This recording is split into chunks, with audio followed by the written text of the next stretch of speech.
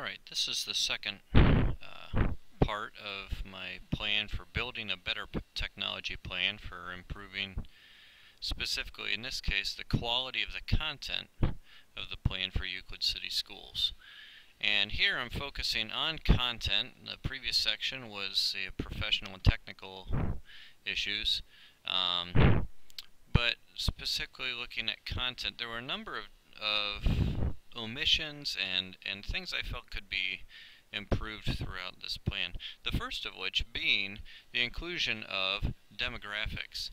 I was actually surprised there was nothing in the original plan about demographics, but these demographics really help the readers understand the current environment, the socioeconomic status of the area, and the academic performance up to date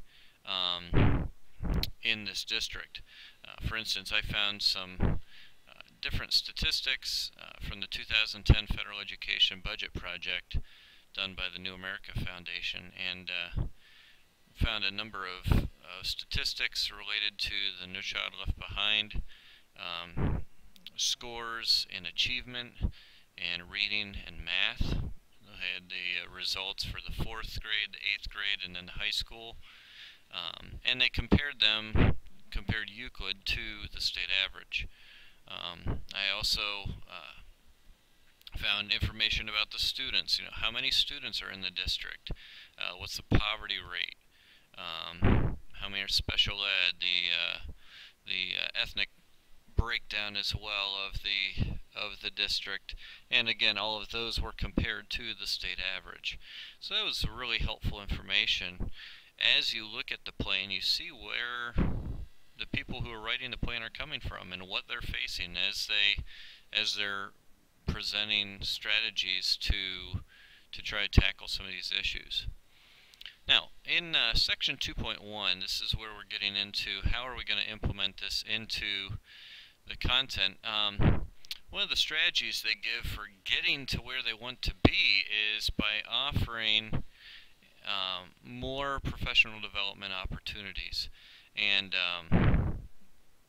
they have a number of partnerships, but they really don't specify what kinds of opportunities are available. I'm familiar with some of these, but not all. And obviously, I'm sure some of these offer online professional development, but also I'm sure is some opportunity for face-to-face. What kind of strategies are they going to do? What is offered through these venues, and how is the district going to help teachers take advantage of these opportunities? I think could all be good additions to this. I did not add it to my plan simply because I don't know. I don't know what their involvement is with these plans currently, but that's something that those who are specifically involved with this would be able to clarify to the readers and give them, especially if it's a teacher reading this, give them a head start as to where they should look or what they have available to them. The next thing is in section 3.2, and this was looking particularly at administration, analyzing district leadership. The plan encourages administrators to promote greater follow-up, and collaboration. But I added a few things that I believed would help in this. First of all, obviously follow-up to professional development is necessary. Collaboration is a great tool even for administrators. Remember, this section is specifically talking to administrators, and I think sometimes collaboration among administrators could be an easily overlooked concept, partly because while there may be a couple assistant principals, there aren't that many to collaborate with, at least not in their own building. And it takes a little more effort to make connections with administrators in other buildings within the district and have that kind of collaboration. But I added a couple different different points in this section. Administrators who desire to will be paired up with other administrators in a mentoring or mentorship program, and this will enable administrators who want to promote technology use in their schools to pair up with administrators who already have to some degree, and it'll help them learn from others' mistakes, help them avoid common mistakes, and just provide some practical encouragement along the way. Also, we can have informal evaluations given by people who are leading the professional development opportunities, and they can follow up individually, or at least offer to follow up individually with the administrators who are involved in these opportunities, and that will help make those PD opportunities beneficial both in short term and long term, as they continue to follow up and see how they're doing along the way. The next thing is in section 3.3, it's talking about technology leader coordinator time commitments. And I gave you here the table that they show in their goals. I did add some formatting here just so at a glance we can see what areas we want to decrease our time in red and which ones we want to increase our time. So we see that we want to decrease the amount of time that we're doing acquisitions and procurement of things, and also deployment and implementation of technology, but we want to increase the amount of time we're spending aligning this to curriculum, and significantly increase the amount of time that's available to do tech staff development and management. But in all of this, what does it mean to have adequate staffing? How are we going to make these changes? Are we just going to stop buying things and that's how we're going to decrease the amount of time we're spending on acquisitions? I don't think so. We may be to the point where we can decrease it some, but to cut it that amount of time in half would probably be a stretch. Or we'd be neglecting some things that really needed to be purchased. So what does this mean? Does this mean getting more staff? And you'll see later on there's some things in the plan that I think indicate that more staff is necessary, or at least is what they're intending. But along with that, does it mean better trained staff? I think you see that down in the tech staff development. They're wanting them to learn more. Or also better trained teachers. Are we wanting to teach our teachers how to handle some of the issues, or how to go through an acquisition thing to where most of the work is done before they even present it to the tech staff? Or are we going to teach the teachers how to deploy some technology on their own, in their own classroom or whatnot, so that the tech staff does not have to do that? Are we going to teach our teachers to do more troubleshooting on their own, to decrease the amount of time that we're having to do maintenance and repair? The goal there is 0%. Obviously, computers aren't going to magically stop having problems, so how are we going to get that down to 0%? So as you can see, there are some issues here, and it really needs some clarification. I added language to the plan I ended up with that actually added staff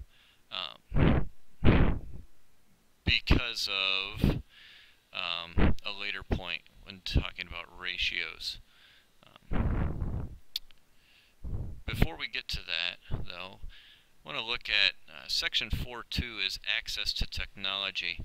I think the best thing that they could do at this point, and I think this would be an ideal location for it, is in where are we now, to actually show where they are now. Here are the 7 different buildings that are involved in the Euclid City schools. Say 4 elementary schools, 2 middle schools, and 1 high school.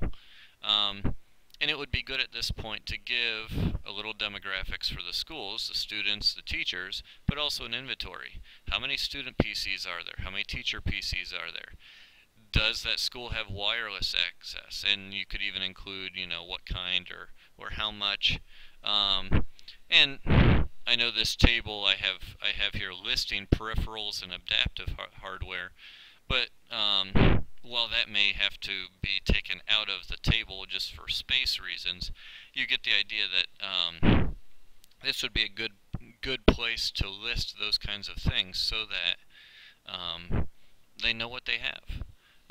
And maybe someone at Euclid High sees a piece of adaptive hardware that they wanted for their classroom, and they contact Shoreview Elementary because they have one and find out that they're not using it. There we're saving money by simply transferring it to the other school and putting it to use where it was previously being unused. Now, in relation to adaptive hardware, one thing that I want to point out is the need to thoroughly research hardware for special needs. Also, in this same section, it's talking about emerging technologies, and it gives some strategies for evaluating technologies prior to adapting them. And it has some good points, but I replaced step one, or actually added a step before any of the other steps in their strategies, and that is particularly for emerging technologies. When we're talking about hardware for special needs, we need to consult with the parents, the teachers, the doctors before anything else is done. Due to the high cost of many of these tools, these adaptive technologies, we should take great care before implementing them. I believe there are times when there are well-intentioned individuals who pursue certain technologies or other tools in an effort to help students, when those who know best, their teachers, parents, and in these cases doctors, may have good insights into the decision. They may determine that another strategy or tool to help might be better for the student, or they may have been intentionally withholding help from the student for different reasons. So this should be considered before going any further in the process, because that tool that you want to give them to help them, their doctor or parent may recognize as something that would easily become a crutch, and they don't want them to have that. So there are various reasons, but that I think could be a real good step before they even do more research and observing other schools and how it's being implemented. Ask, is this really necessary, and is this desirable? Our next section that I want to look at is in 4.4, talking about educational software. They talked about exploring the option of web-based solutions like Google Docs and OpenOffice, and those are great tools. I like those tools. However, on the high school level, I believe that we do need to keep the industry standard. Our high school students need to be prepared for college and for the business world, and the industry standard is Microsoft Office. Now, how do we justify paying for all those licenses and things when there are free options like Google Docs and OpenOffice available? Well, that's where teaching the advanced functions comes into play. The thing that sets Microsoft Office apart is a lot of those advanced functions that frankly 90% of people don't use because they don't know they're there. And if we can teach our high schoolers how to use them, that'll make them really indispensable employees, and help them to become very very well versed in how these things work, and in using this, and really enable them to become an integral part of an office that they may get into.